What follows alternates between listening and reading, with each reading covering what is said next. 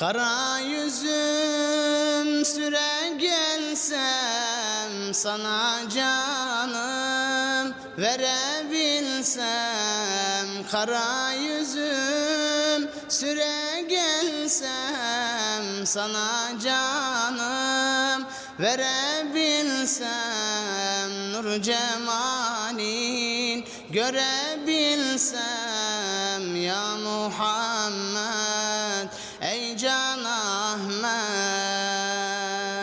Senin ravzan güzel kokar, hasretin bağrımı yakar. Senin tenin güzel kokar, hasretin bağrımı yakar. Gözyaşlarım çağlar akar ya Muhammed, ey Can Ahmet.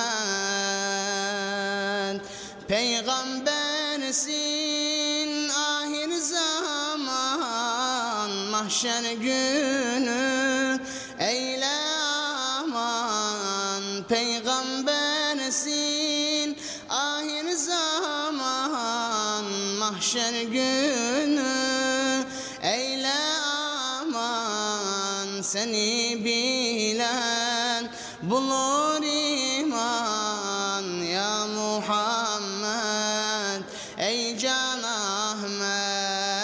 Seni bilen bulur iman ya Muhammed, ey Can Ahmet.